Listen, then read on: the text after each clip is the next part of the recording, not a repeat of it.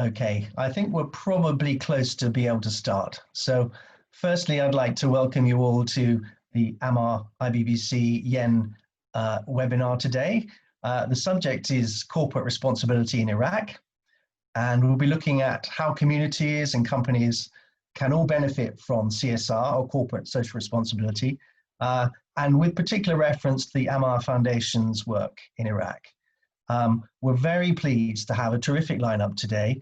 I'd like to introduce Leila Hassani, who helps run the Yen network, the Young Enterprise Network for IBBC. She works at BP. We have Mr. Zaid Al-Asieri, who is the country director for Iraq for BP. We have Christina Al-Khoury, who's director of enterprise development for Mastercard in the MENA region. We have Peter Turner, well known to many of you, from SKA, who's Senior Vice President of SKA Arabia. We have Chris Frost, who's the Treasurer of Amar Foundation, to provide some detail for us all. And of course, last but by no means least, Baroness Nicholson, who will be rounding up and talking a little bit about the work that she does. So thank you very much all.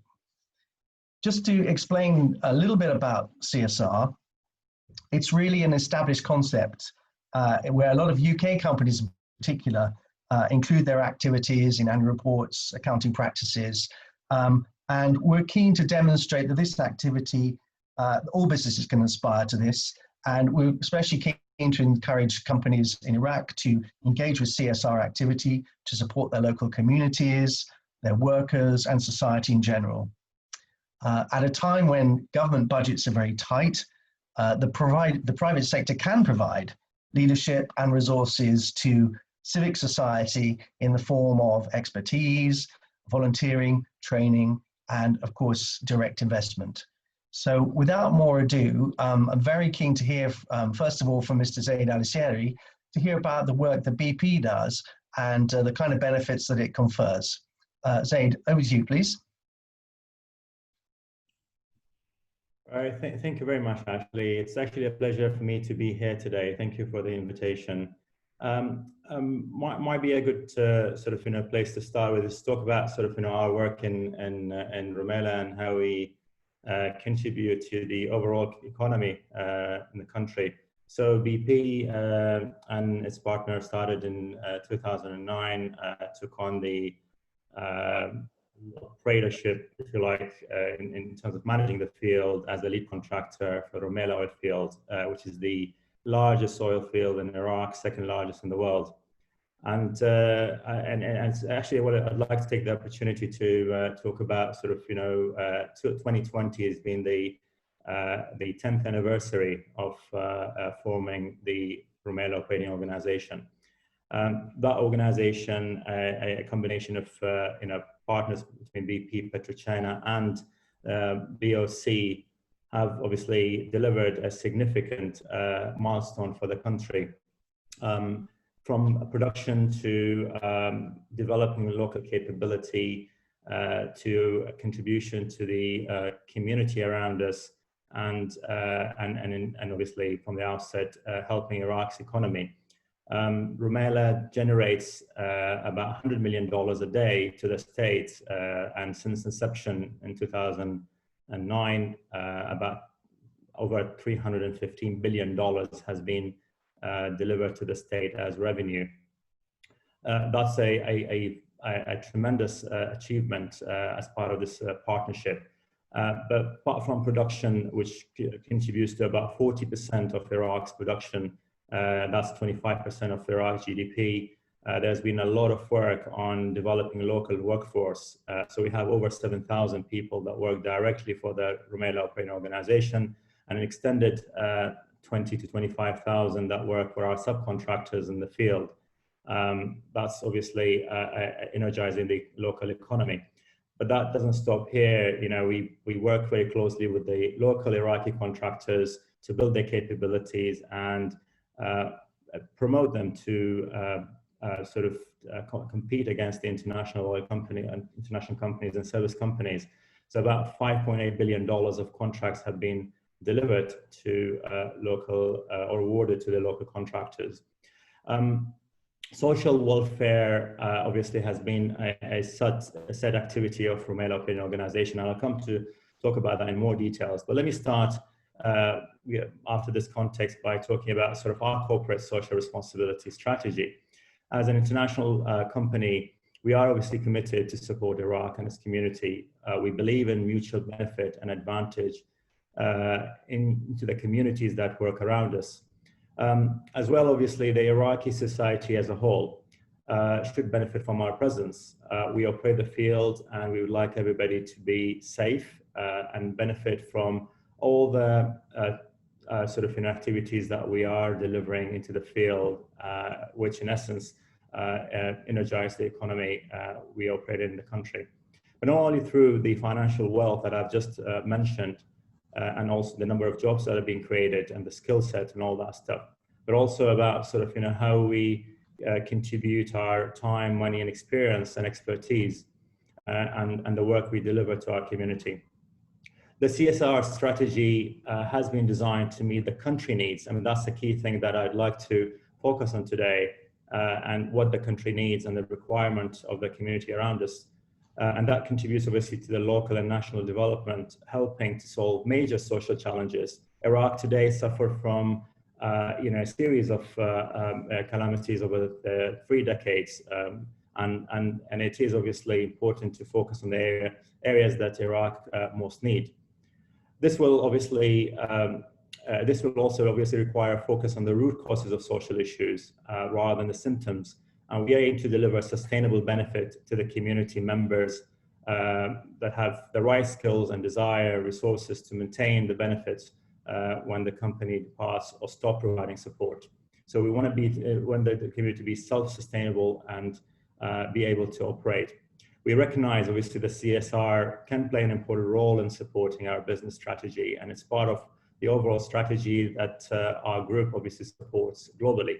CSR is a fundamental and critical tool that supports our role as a responsible corporate citizen, and it enhances our reputation in Basra and Iraq as a whole. Obviously, it also strengthens our key stakeholders' confidence in BP and Rumeila.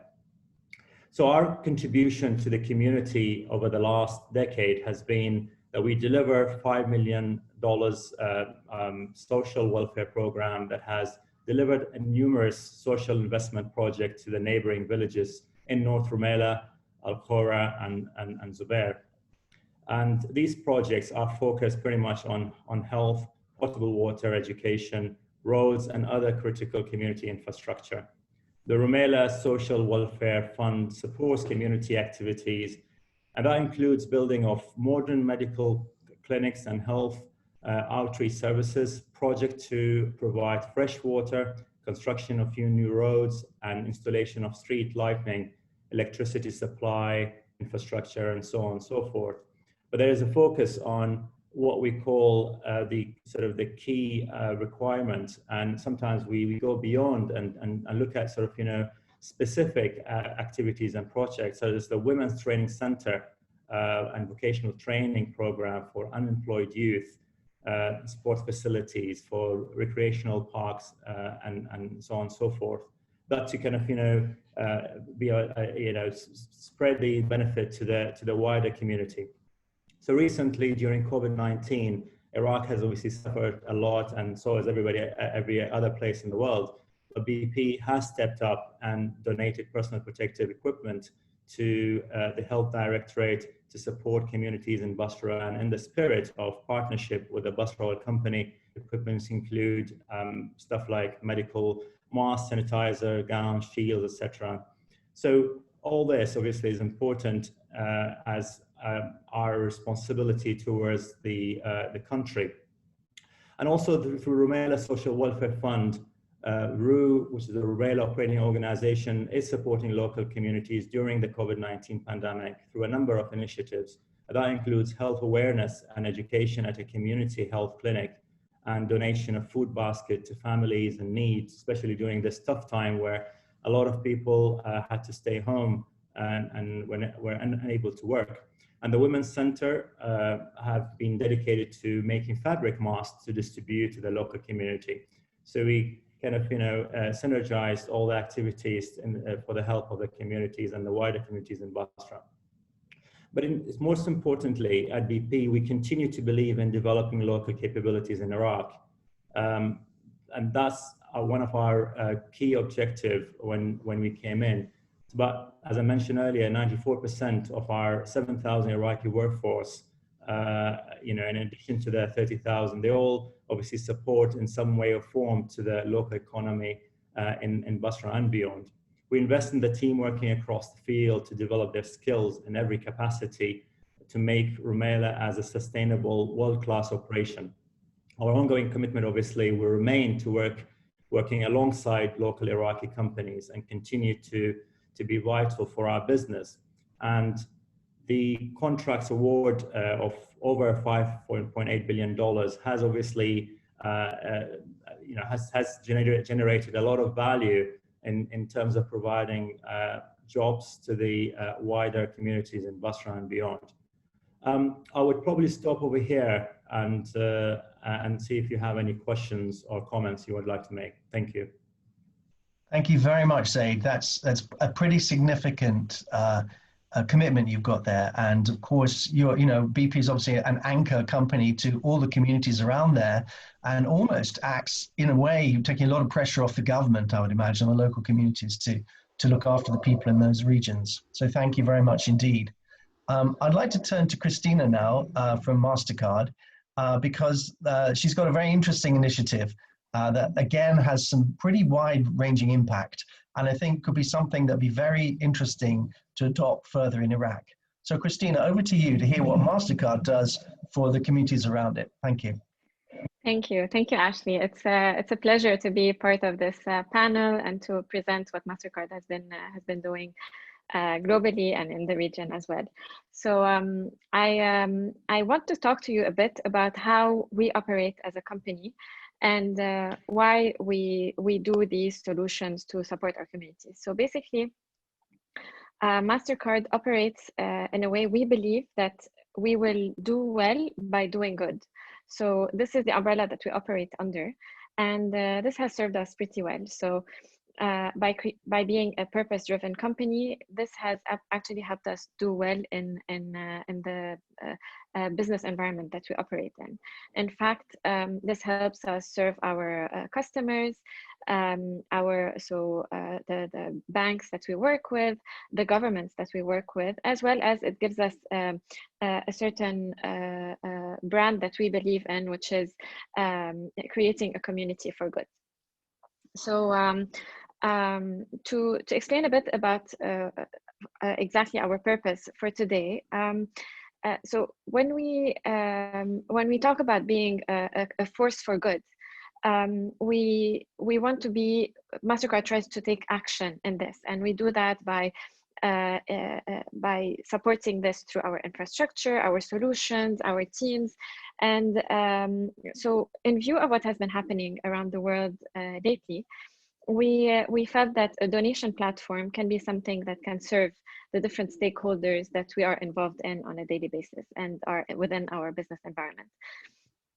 And this has been done after, analyzing the needs and the pain points of different stakeholders, of these stakeholders. So if you look at, for example, the trends lately, consumers have now, so we call it like, so people now tend to have, to be drawn to take action towards something that drives something good within their community.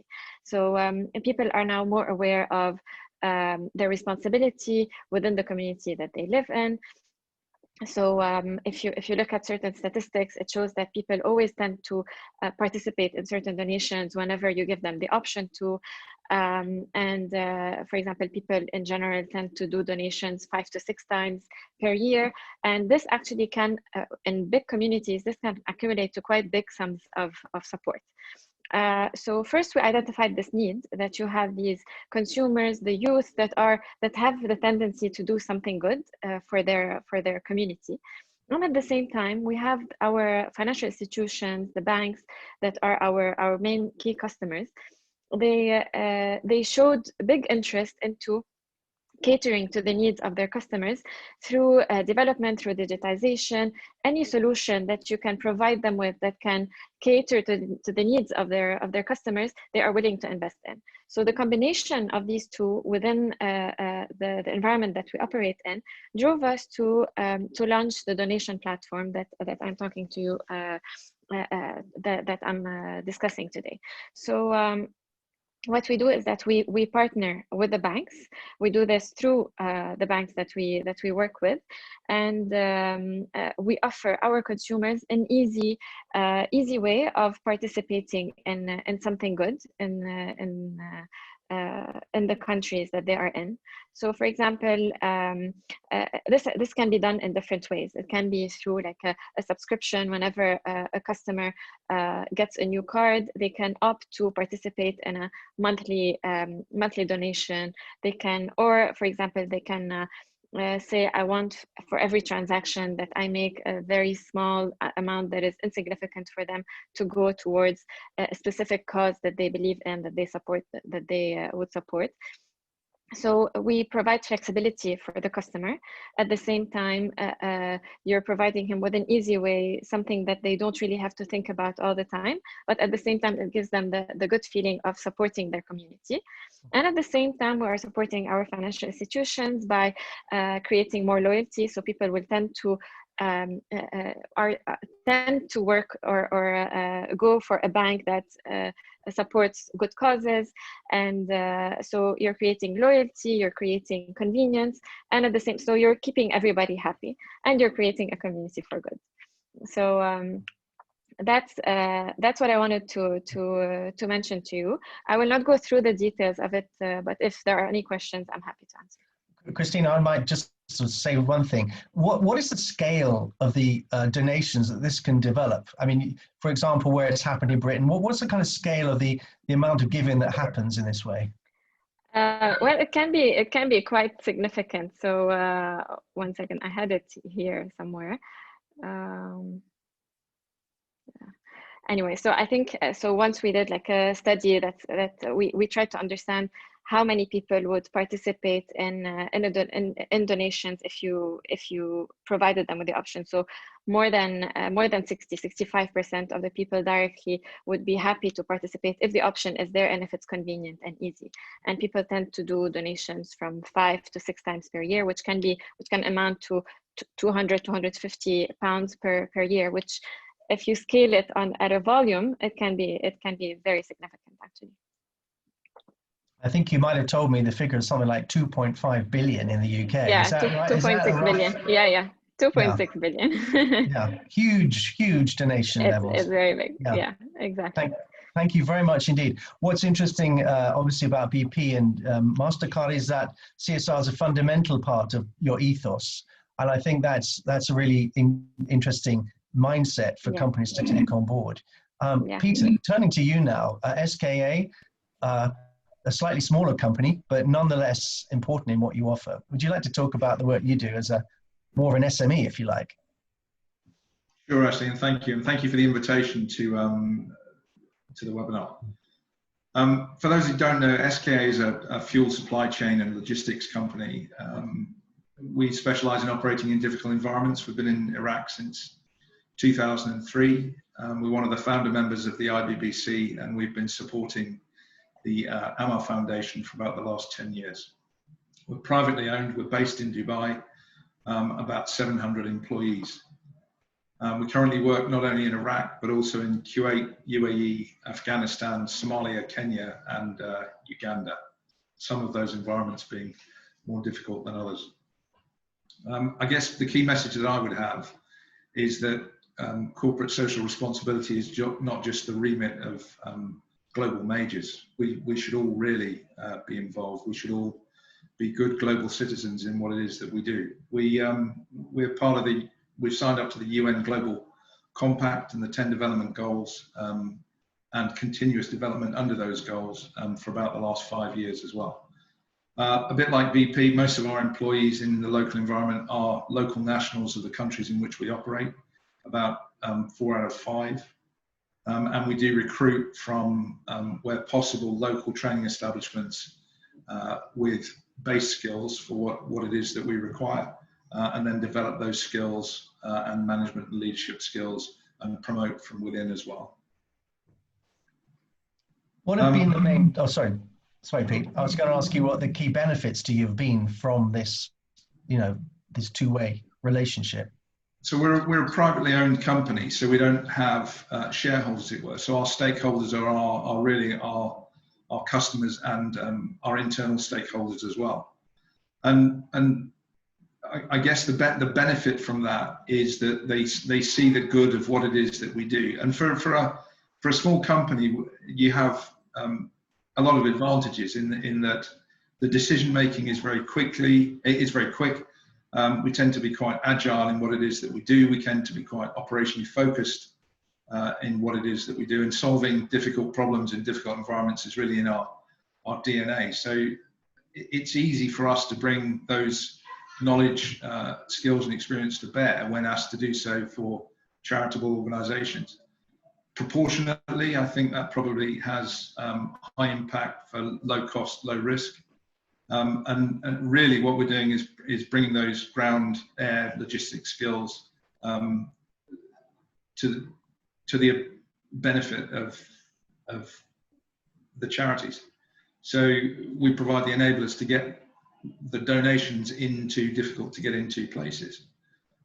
For Amar, for us, that's been everything from donated wheelchairs and hospital beds and medical journals that are provided to the charity, getting to the point of need, and even children's books to internally displaced person camps in the north. All we're doing is we're applying the skills and knowledge that we've got just to a different sector to the benefit of the charity. We do work outside Iraq as well, as I said. In the UAE, we've run empty quarter expeditions for disabled servicemen, and in Somalia we've trained bank clerks for the Ministry of Finance. We've trained vocational skills into the youth, just using the managers that we have, providing hospitality, construction, vehicle maintenance, whatever it might be. And we've sponsored a local football team as well, a youth football team. So it's really, wherever we work, the message is that it's the remit of all. It's not difficult as a small company, particularly if you bring to bear the skills and capabilities that you have. You just apply it to a different sector. The impact can be great and the risk and cost is low. So we should really all be involved, I think. Thank you very much, Pete. That's a really heartwarming bit of information there. And I'd like to turn quickly to Chris Frost now, who is the treasurer at the Amar Foundation. As Chris, you might need to unmute yourself, by the way, but as an NGO, it'd be very interesting to hear from you the kind of projects you're doing and how you rely on the support of large companies as well, or even small companies for that matter. Just a bit of background. Amar started actually in Iraq, working initially with people fleeing from Saddam's persecution, Shiites, and who then moved to Iran. So we started in refugee camps in Iran. Amar was actually created in 1992. Since then, Amar has worked in Iraq, Afghanistan, Pakistan, Yemen, Romania, Lebanon, and more recently, we've just dipped our toe in Somaliland. There's been a theme to the work that we've done, or several themes. We do a lot of work on health, on education, and emergency and community support. And I think this is why our work with RU has gone so well, because their needs for CSR met with what we delivered. So we had been building schools and clinics, mobile clinics. We had been setting up vocational training for adults. We'd set up health training so that women volunteers could be established to go into communities and deliver healthcare. We also, because of that work, had very good links into the communities in which we worked. So one of the key things of CSR is understanding the needs of the communities. So we have always carried out needs analyses to understand the priorities of the local community, so we can then deliver those things that they need rather than imposing ideas on them. And we've done that in partnership with our corporate CSR partners. Our local team, in particular in Iraq, are all Iraqis. So they are actually from the communities in which we work in most cases. And that helps with the integration into the tribal leaders, into the local government bodies that we work with, and also with the contractors and subcontractors that we work with, because we have also delivered roads, football pitches, water treatment plants, all funded by the our CSR partners who understood and recognized the need for these projects. We are a British-based NGO, so we operate to the UK charity laws and impose strict controls over the work that we do. And the work that we do is funded very often in places where bank accounts are rare. So we have to manage the expenditure very carefully, which is one of the capabilities I think that we're very proud of now. We've also done things like road safety training. I remember in the early days when the oil companies were delivering increase in the volume of heavy trucks on roads, kids were at risk of being run over in villages where they weren't used to having trucks. So we ended up delivering road safety training to kids. We've also delivered vocational training, including training of welders, which I believe helped with the employment and also by the need of the corporates to employ welders. So I think our role is to be a partner of the communities and a partner of the corporates, and to be between the two to help the corporates build, maintain and nurture their relationships with the communities who are affected by the work that they do. So Amar has been a very key player in the CSR world in Iraq and elsewhere. And it's that sense of partnership, I think, that drives us forward, and which I hope Zaid would agree with. Thanks very much, Chris. We've got a question here, which I might just put out to people. They're saying, you know, to what extent are environmental issues all part of CSR? I suspect the answer is they're all pretty important, but would anyone like to comment on that, the how you manage environments and things? Peter?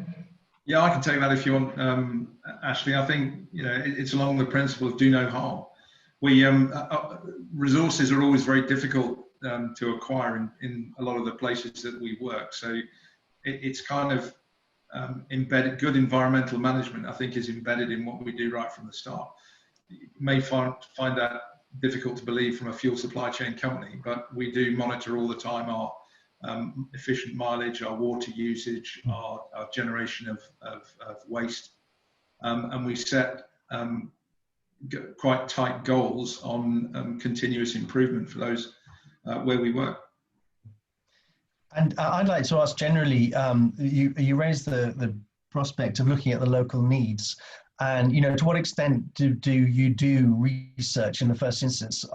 Maybe Zaid, you know, looking at the local needs, how do you assess them, for example? And maybe Christina, if you've got comments on that, if that's a subject that might be of interest. So from this perspective, I think, and I just echo what Peter just said now, I think this is extremely an important thing for us. But as a background, obviously, we inherited a field with, you know, obviously with kit and equipment that aged 60, 70 years old. And it's been a tremendous progress in terms of working with our partners and BOC to put a baseline study that has been obviously agreed with in the JMC, and work on a plan on how to remediate environment.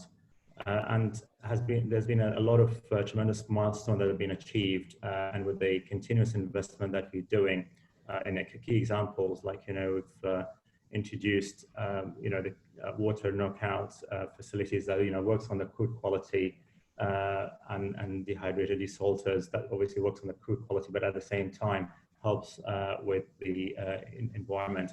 That work is obviously ongoing, and with the reinvention of BP, obviously there's much more focus now on the sort of low carbon and reduction of carbon emission. So there is more initiatives now that we are discussing directly with the authorities in BOC and the Ministry of Oil to put a plan on how we can fast track all these activities. So I'm quite satisfied that the discussion it probably will be ongoing, and will result in sort of much better outcome.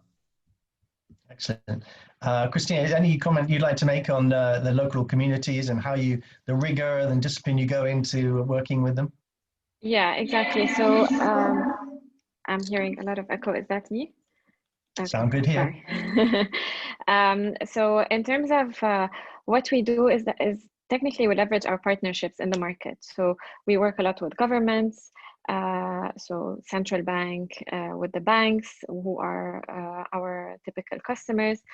And they tell us more, so they understand the customer, they see them on a day-to-day basis, they understand the trends in the market, the ask. So it's identifying mainly pain points of the stakeholders that are involved. So pain points of banks, what are their challenges, pain points of customers. So, the youth now, they want something more digital, more easy, no hassle. Banks, they want to cater to that, but also they want something that's easy to apply and not a lot of formalities, and it's not something that needs a lot of investment. So it's kind of checking with your stakeholders, knowing what their needs are and matching that. So would I be right in thinking that CSR is not only strategic and rigorous, but also a fundamental part of people's business these days? Definitely. Our brand is marked with doing well by doing good, and we truly believe that, because whenever we are a force for good within the community that we work in, the more we see that our business is flourishing, and we are and everyone is happy, all of our stakeholders are happy, and we are happy. And of course, monitoring the quality of your stakeholders, the people that implement it, in your case, the banks or consumers, maybe in BP's case, people like Amar who are delivering on the ground, that monitoring of quality is obviously critical to establishing a high quality delivery, yeah? Definitely. Okay. Can I just now turn to Baroness Nicholson and welcome her onto the panel.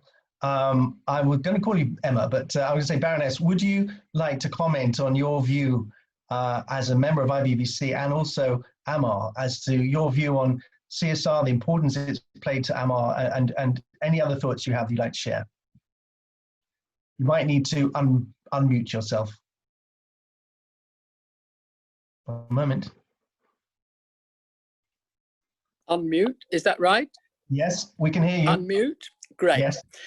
I've been a very firm supporter of corporate social responsibility for very many years indeed. I recall when it was a very early thing, people are immensely suspicious. I've always been, for 20 or 30 years, 100% in support of CSR. Why? Because when a company is successful, not everyone can benefit from it. However large the company, in the local community or in the nation, there will always be a cluster of people who feel they should benefit, but maybe can't, maybe don't. This is particularly true when you're in a very poor area. I give you a comparison of working with refugees in Iran, for example. Iraqi refugees and Afghan refugees on the other side of the country of Iran, which I did for many years as a volunteer. And of course, these big camps with many thousands of people in them, and therefore there were trucks coming and going, there was water and so on and so forth. Although in fact inside the camps it was very poor and the way in which people lived was very meager, nonetheless to the local villagers it looked as though something hugely powerful and important was happening. And it looked as though these incomers who arrived and, as it were, seemed to be staying there, that they were in fact in a much better position than the villagers themselves. And the villagers, of course, were wrong, because the camps themselves were very poverty-stricken, as camps always are, particularly as they go on for longer. And the same is true with squatters, which is so very often when you have a more mobile population, as you do in the marshes of Iraq, for example, or in some of the other places in which this sort of work that a charity does goes on. You want to do everything possible to sort of make the whole situation calm, because that's the way in which people will have a better likelihood of health and training in the future. So it's incredibly important that the villages near camps or squatting areas, or the whole population surrounding a successful company, is in fact comfortable and happy, and is able to contribute themselves. In other words, is able to be part of the show. I found this is very, very important, as of course we know from this discussion and have known earlier, particularly important whether it's oil and gas, where obviously the local villagers can't get anywhere near to have a look and see what's going on, because it's both dangerous and complicated, and it's private in that sense of the company. And therefore, again, we need to make them be part of it. So it's their country, it's their oil field, and this company has come to help. So I look at it that way round, and I think it's a very important way in which corporate social responsibility can build this bridge so that the community comes together with this enormous exercise that's going on not very far away. It's also particularly important because corporate social responsibility will most likely concentrate on the absolute essentials. It will concentrate on public health, which is the key essential of everybody globally. In the Millennium Poll of Polls, the biggest poll ever carried out through, over about, I can't remember how many millions of people, the top thing everyone wanted, of all nationalities, all backgrounds, all religions or none, they wanted personal health. That is the actual top thing for everyone. So health for yourself, health for your family, health for your neighborhood is crucial. Corporate social responsibility can make all the difference there. Public health isn't very expensive, but it does have to be well managed, well organized, and it does have to have systems to be effective. And then, of course, there's education. Empowerment of girls is particularly important because girls are very likely not to be educated at all, or possibly not to be educated beyond, if they're very lucky, primary school. And then you have training, as Amar has been cooperating with BP, for example, tremendous training for young men and giving them jobs and futures. So one way and another, the input of corporate social responsibility properly handled can make all the difference to a really successful company emerging with exactly what the community wants, as well as the right amount of profit, the right amount of investment, and all the rest of it. It can have this massive benefit. I've been a big fan of corporate social responsibility for many, many years, and it therefore gives me immense job satisfaction, and my colleagues as well in Amar, that we're able to contribute not just to Iraq, but also to the local people, particularly who we care about most of all, and we have the opportunity of supporting fantastic businesses, and that of itself is a wonderful tribute to the way in which business and industry work. Thank you, Emma. I'd just like to turn to Leila Hassani now, who looks after the Young Enterprise Network in IBBC, which represents a lot of young Iraqis coming up through the ranks. And I'm intrigued to know, Leila, your views on CSR and the importance, and whether people can embrace that in the work they're doing for the future for Iraq, and talk a little bit about what you're doing and why we're here today. Thanks, Ashley. It's great to be here. Good afternoon, everyone. It's been really a pleasure to sort of help support with this webinar. And for those who aren't familiar with YEN, I think we do probably have a few people that are signed up that are in the YEN network, but a big part of it, as Ashley said, is trying to bring together the Iraqi diaspora in London and the UK and beyond, and people who are also working in Iraq or have a passion in Iraq, you know, whichever corporate organizations that they may work with. And we have three key pillars, so connecting the network, supporting the network, and probably most fundamentally trying to give back to Iraq. I think someone as part of the diaspora or anyone that's worked with Iraq has a real affinity with wanting to try to kind of have a better dialogue and understanding with Iraq, which, you know, often for security reasons means many people have never traveled there or it's been quite limited, but just has this underlying desire and passion to want to try and help. So I think any way that the YEN can try and support companies that are in the IBBC and beyond, and with Amar and other charitable efforts, I think I hear that a lot from people who are in the network, that we want to try and get involved in these initiatives. So there's a number of things that we've been trying to do, which is one, just raising the voices of people in the diaspora and working with Iraq. So we've already set up a speaker series called Swalif, which means to chat in the Iraqi dialect, ranging from kind of cultural discussions and sort of more economic and political ones. We're also trying to set up a mentoring scheme with Iraqi students, just again to try and build that dialogue. And I think in the future, when we don't have some of the restrictions with COVID-19, we'd very much like to organize some sort of social and networking events, particularly where we might be able to raise some additional funds for Amar, and just try and raise some of the awareness of some of the great initiatives. I know one thing that the network has found really inspiring is the work that Amar has done with the Yazidi girls, and just trying to capture and record some of this ancient songs and singing that has could often be lost if these efforts weren't taken to. So I think just trying to build those bridges, as Baroness Nicholson mentioned, and part of the Young Executive Network to try and do that. So if anyone's interested and isn't part of YEN, I'll just put the email in the chat box if you'd like to sort of try to join and hear more about it. We're always looking for new people to join and new ideas to try and, as I say, fulfill some of these ambitions. Thank you very much, Layla. That's great. There's one other question which maybe someone can shed some wisdom on. Victoria Lindsay is asking, what's the lessons you can learn to deal with corruption? I know it's not exactly a CSR thing, but it does involve ethics and ethos. And I'm sure that our members have been very good at, and even Amar, very good at avoiding corruption and transparency. If anyone would like to comment on that, how best to achieve that, to avoid corruption, very happy to listen. Chris, have you got any thoughts on that? Or Zaid, hi. Hi there. So I think that the key fundamental that we implemented from day one is to work on three things really. One is processes, system, and people.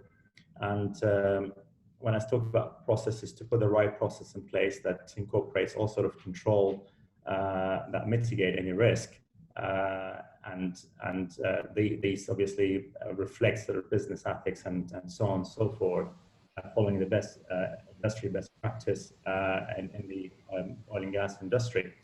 And then moving on into the system is automation of those processes in such a way that it creates that embedded control over any process that we do. And then finally, working with the people, and from day one, there's been a lot of focus on implementing our code of conduct.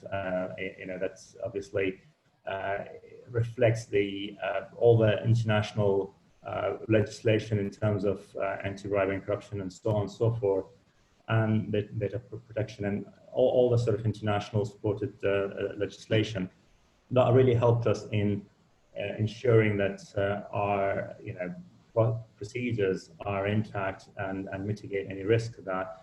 And continuous coaching with, and as I mentioned before, we have 7,000 people that we closely work with in terms of implementing those procedures through a lot of training and coaching in the space.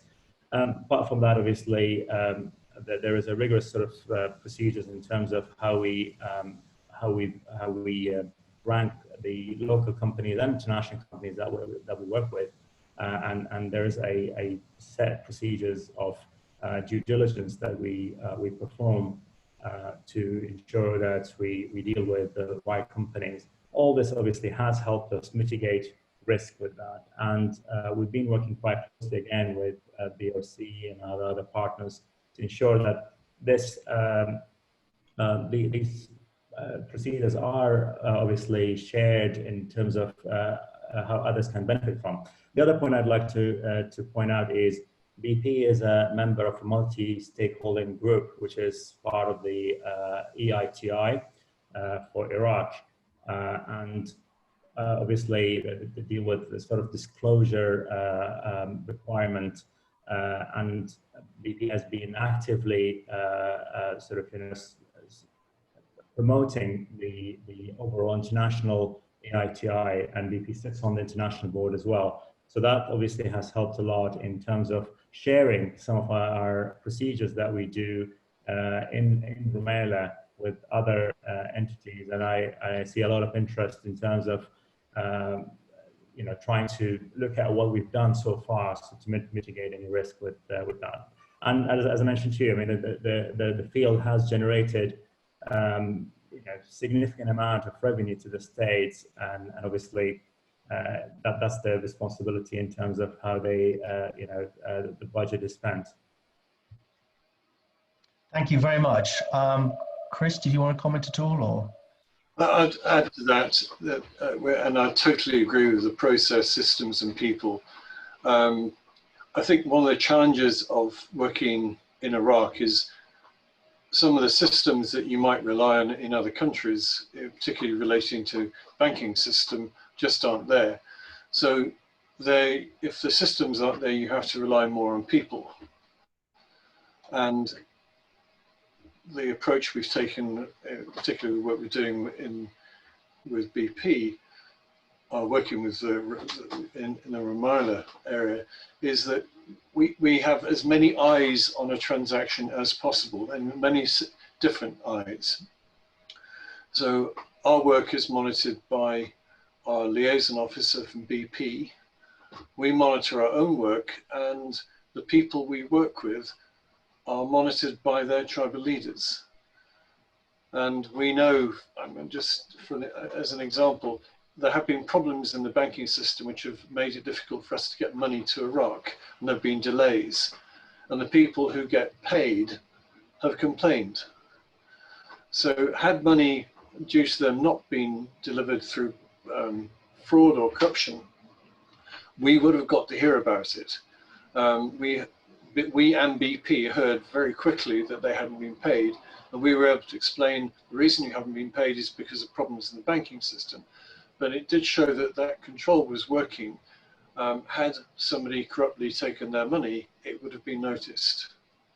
So it's by getting as many trusted eyes on a transaction as possible, we can operate around an environment where system controls are not there. Iraq is improving. I've been working in Iraq on and off since 2008, and the banking system is much better than it was. So the more we see Mastercard working in Iraq, the better, because that's all electronic. We're happy with that. Thanks very much. Pete, do you want to say something?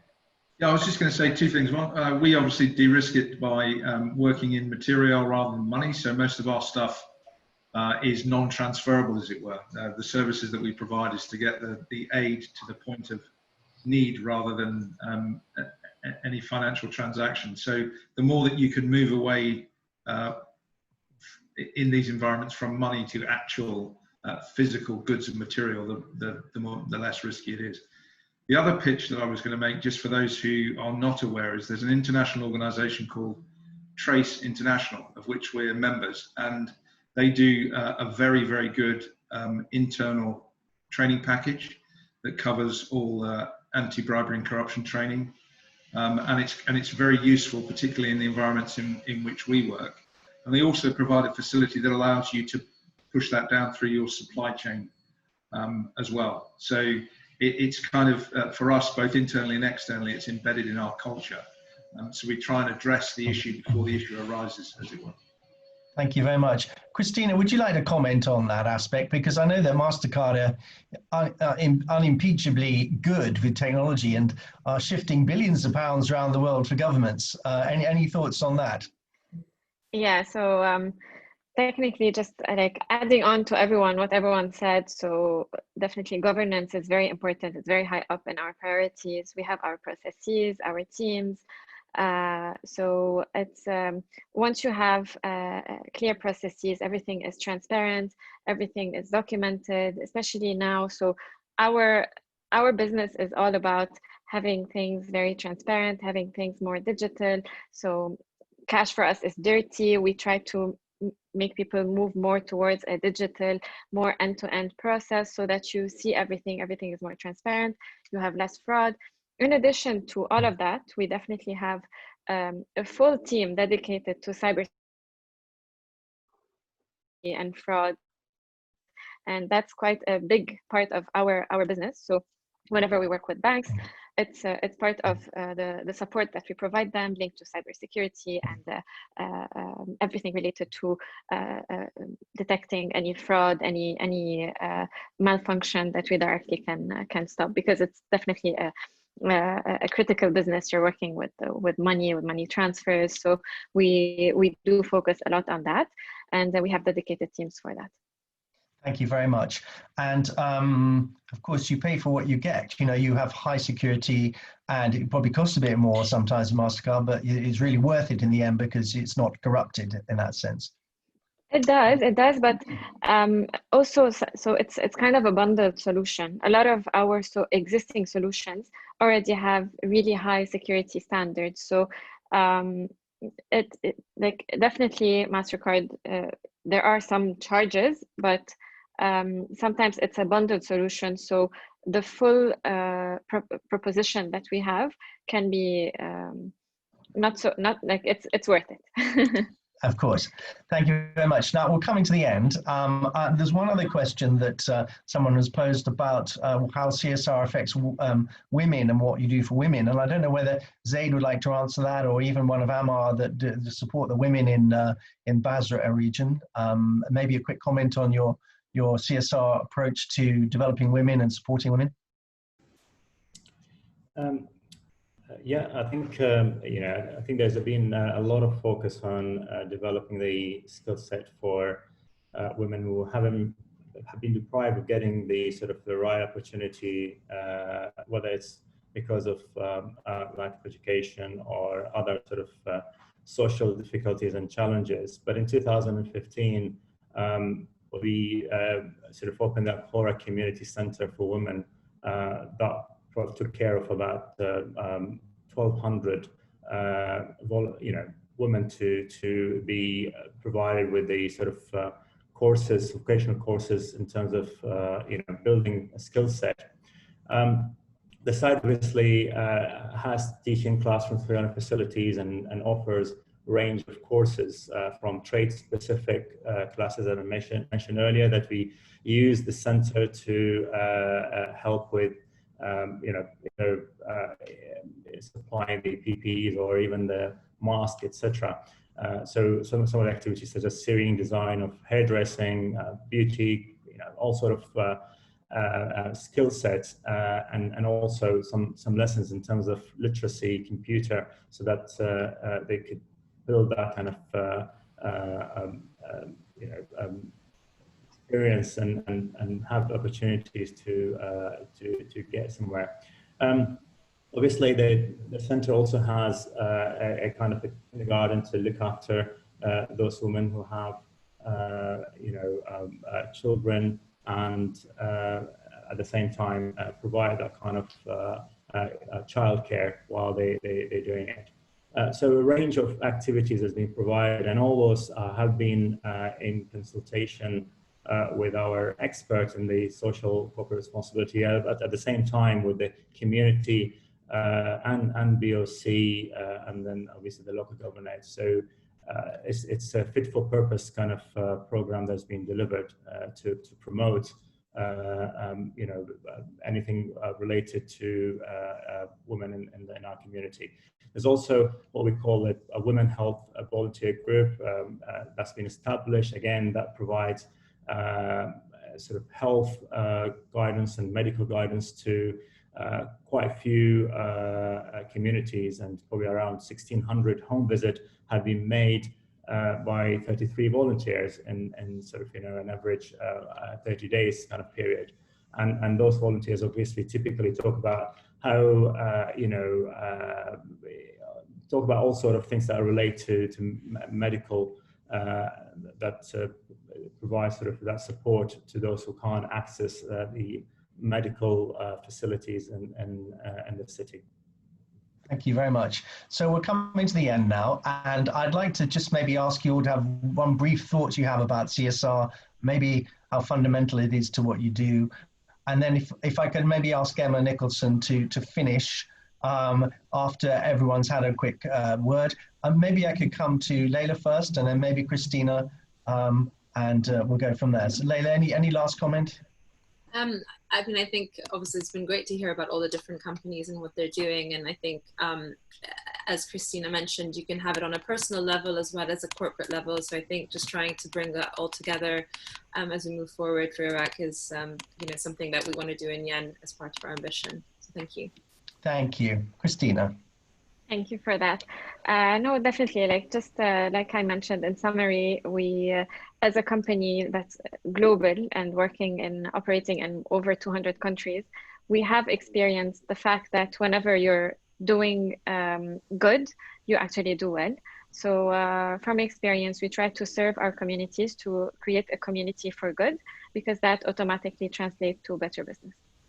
Thank you. Peter, hear a bit from you, if that's all right.